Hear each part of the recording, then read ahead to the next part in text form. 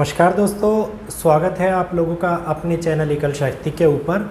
आज जिस बारे में हम बात करने जा रहे हैं वो एक ऐसी बात है जो ईश्वर खेल खेल रहे हैं। ये सारी प्रक्रिया प्रभु के द्वारा रची गई प्रक्रिया है, क्योंकि ये जो युग परिवर्तन का जो ये समय चल रहा है, जिस प्रकार से हम युग परिवर्तन की सीरीज़ चला रखी है और लगातार मैं आपको ये सारी बातें बताता आ रहा हूँ, तो जो ये ग्रहों की स्थिति योग बना रही है वो योग ऐसे बना रही है कि ये प्रकृति चारों ओर खेल खेल रही है। और हम लोग केवल और केवल, पहले भी बता चुका हूँ कि केवल और केवल कठपुतली का रोल निभा रहे हैं और हम लोग कुछ भी नहीं कर पा रहे। हम लोग बिल्कुल एक पुतले की तरह से खड़े हुए जो चारों ओर हो रहा है उसको देख रहे हैं।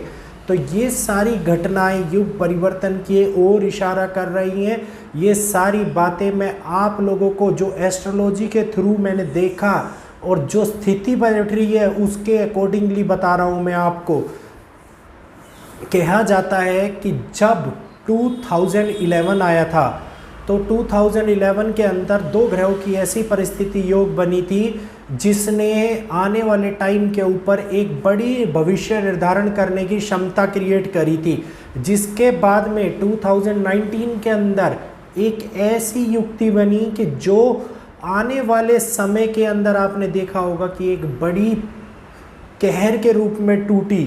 और जो अभी 15 अगस्त के बारे में मैंने वीडियो बनाई थी, वो फिर से ऐसी परिस्थितियां क्रिएट हो गई कि जो एक आने वाले समय के अंदर सुधरने का कार्य क्रिएट कर रही है। चारों ओर महाविनाश की स्थिति, उसके बाद में प्रलय का संतुलन, उसके बाद में फिर ग्रहों की ऐसी परिस्थिति का बनना जो चारों ओर एक परिवर्तन शैली की ओर इशारा कर रहा है। और इसका असर आप लोगों ने देखा होगा कि जिस प्रकार से मैंने बताया था कि वो प्रभाव हम लोगों के पास में थोड़े लेट भी आ सकता है और जल्दी भी आ सकता है।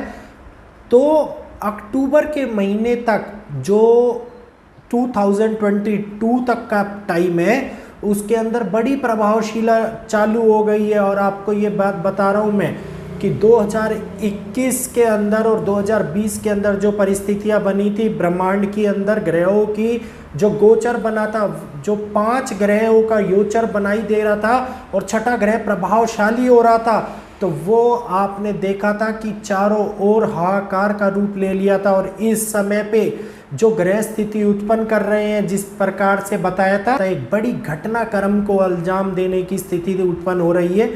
सावन का महीना निकल चुका है, बरसात का महीना निकल चुका है और लोग अभी भी इसी भ्रम में जी रहे हैं कि ये बरसात के कारण हो रहा है। दोस्तों, ये बरसात के कारण नहीं हो रहा है, वो महीना निकल चुका है। लेकिन ये सारे कारण, अभी मध्य प्रदेश के बारे में बोला था, मध्य प्रदेश में देखिए नर्मदा नदी के अंदर कितनी बड़ी गंभीर स्थिति उत्पन्न हुई है और कितने गांव के लोगों को उसका सामना करना पड़ा है। ये परिस्थितियां आगे आगे बढ़ती जा रही हैं और विकराल रूप लेती जा रही हैं। मार्च 2022 के अंदर जो परिस्थितियों का निर्माण हुआ था वो इस प्रकार से हुआ था कि जो 9 के 9 ग्रह थे उसमें से 7 ग्रह एक ही घर के अंदर बैठे हुए थे और 2 राशियों के अंदर अलग अलग रूप से देख रहे थे। और उसके बाद में परिस्थितियां ऑटोमेटिकली बिगड़ गई थी। नुपुर शर्मा वाला विवाद हुआ था, आपने देखा होगा। अचानक से बीमारी बढ़ने की स्थिति, आपने मेरे से पूछा कि ये बताएं कि बीमारी दोबारा से लौट के आएगी, तो बीमारी के लौटने की स्थिति दोबारा से दिखाई दे रही है। और इस बार ये युक्ति जो बन रही है ये इतने प्रबल रूप से नहीं आ रही है कि वो सभी लोगों को अपनी चपेट में ले ले, लेकिन हाँ, इसका प्रभाव पूरे विश्व के अंदर देखने को मिलेगा। भारत का उल्लेख जो वृषभ राशि की कुंडली है उसके अंदर इसका प्रभाव थोड़ा सा कम होगा, लेकिन पश्चिमी देशों के अंदर, उत्तरी देशों के अंदर इसका बहुत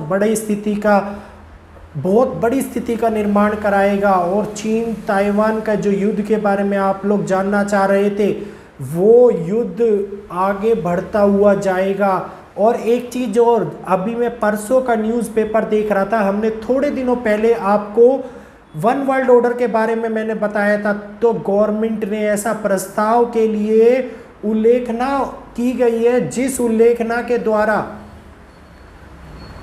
कहा जा रहा है कि सभी के समांतर का अधिकार दिया जाएगा, मतलब सभी जनजातियों के लिए समानता का अधिकार मिलेगा। और ये परिस्थितियां धनुष्कोण परिस्थितियां कहलाती है। धनुष्कोण परिस्थितियां ये होती हैं जिसमें शनि भगवान जो कर्म के देवता हैं वो तीर के रूप में बैठे हुए होते हैं और बाकी सारे ग्रह धनुष के आकार में होते हैं। तो शनि भगवान सभी लोगों को कर्म का फल देते हैं। जैसे तीर कमान से निकल जाता है तो वो कर्म का फल मिलता है, तो यही परिस्थितियां, ये तीर जो कमान से निकलेगा इसका असर आप लोगों को 2024 के बाद से दिखना शुरू हो जाएगा और 2025 के बाद से महाविनाश होना शुरू हो जाएगा और सभी परिवर्तन के काम पूर्ण होते हुए चालू हो जाएंगे। और ये स्थिति, ये गंभीर स्थिति बहुत बड़ी स्थिति के रूप में निकल के सामने आ रही है। और इसमें ज्योतिषों का अध्ययन जो भी लोग कर रहे हैं वो सभी लोग इन परिस्थितियों को अपनी अपनी रूपरेखा के अंदर आपको बता रहे होंगे, समझ रहे होंगे। और ये बनना, ये एक अनथॉटिकल मैप की तरह वर्क करती है जिसके अंदर अप्स डाउन चलते हैं। और ये अप्स डाउन जो होते हैं मानव इतिहास के अंदर 150 साल के काल के अंदर कभी नहीं आए हैं। अभी मैंने और 50 साल का ब्यौरा खोलने की कोशिश करी है, उस ब्यौरे के अंदर भी चेक करके मैं ये आगे आप लोगों को बताऊंगा कि क्या ये परिस्थितियों का निर्माण आने वाले समय के अंदर बड़ा ही हानिकारक होगा। और जिस प्रकार से 2030 तक का हमारे पास में समय निकल के सामने आ रहा है वो 2030 के बाद में एक नई घटना को अंजाम दे रहा है। और वो घटनाएं ऐसे विकराल रूप में आ रही हैं निकल के कि उस टाइम में लोग सुधरने का कार्य करेंगे तो कलयुग में ये कार्य होना पॉसिबल ही नहीं है।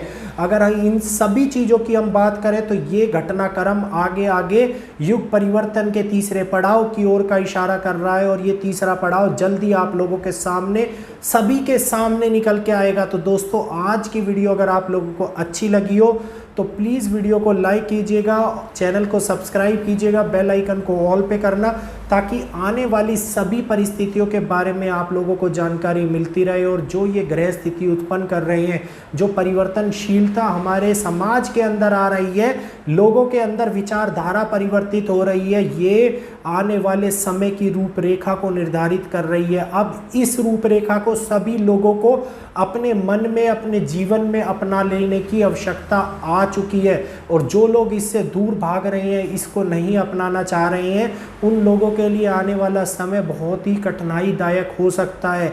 तो ये लीला प्रभु ने स्वयं आरंभ करी है, प्रभु के हाथ में इसका संतुलन है और हम लोग केवल कठपुतली मात्र ही कार्य कर रहे हैं। बाकी सारा कार्य खेलने का काम तो वो ऊपर वाला कर रहा है, जो अब नई नवीन परिस्थितियों का निर्माण लगातार करता जा रहा है।